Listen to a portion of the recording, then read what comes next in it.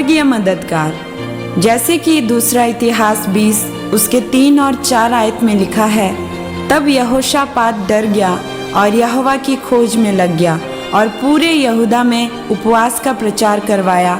अतः यहूदी यहोवा से सहायता मांगने के लिए इकट्ठा हुए, वरन वे यहूदा के सब नगरों से यहोवा से भेंट करने को आए। मेरे प्रियो, बाइबल में लिखा है कि जब यहूदा के राजा यहोशापात पर 3 राजाओं ने, मोआबी, अमोनी और उनके साथ कई मुनियों ने मिलकर चढ़ाई कर दी थी, तो लिखा है कि यहोशापात सीधा परमेश्वर की हुजूरी में गया और उसने परमेश्वर से सहायता मांगी और पूरे यहूदा में उसने उपवास का प्रचार करवाया। अगर एक राजा पर कोई दुश्मन चढ़ाई करे तो सबसे पहले योजना बनाई जाएगी कि किस तरह से उनसे लड़ना है। सैनिकों को टुकड़ियों में बांटा जाएगा, हथियार दिए जाएंगे, लेकिन राजा यहोशापात ने ऐसा नहीं किया। बाइबल में लिखा है, वो परमेश्वर की खोज में लग गया और उसने यहोवा से सहायता मांगी और वो परमेश्वर के भवन में उससे भेंट करने के लिए निकला। और लिखा है, जब यहोशापात ने परमेश्वर से प्रार्थना की तो उसी समय परमेश्वर का आत्मा एक लेवीय पुरुष यहजीएल में समाया और उस पुरुष ने कहा कि हे राजा, इस बड़ी भीड़ से मत डर, तुम्हारा मन कच्चा ना हो, क्योंकि यह युद्ध तुम्हारा नहीं बल्कि परमेश्वर का है।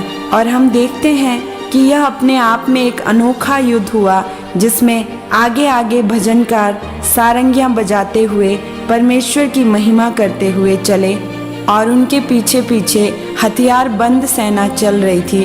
और हम देखते हैं इसमें यहोशापात को लड़ाई नहीं करनी पड़ी, पर परमेश्वर ने तीनों राजाओं के मन में आपस में युद्ध करने के लिए गड़बड़ी डाल दी और वो तीनों राजे आपस में ही लड़कर मर गए।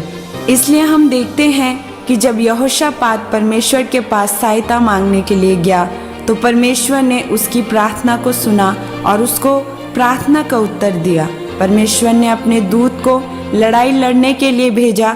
इसलिए अगर आप भी परमेश्वर पर भरोसा रखकर उसकी हजूरी में प्रार्थना करने के लिए बैठते हैं तो परमेश्वर आपकी प्रार्थना को सुनकर उत्तर देते हैं और आपके पास अपने स्वर्गीय मददगार भेजते हैं, जो आपको जीत दिलाने के लिए मदद और सहायता करते हैं। वो जीत आपकी गरीबी पर हो सकती है, वो आपके परिवार का उद्धार हो सकता है, वो जीत आपकी चंगाई, आपका छुटकारा हो सकती है।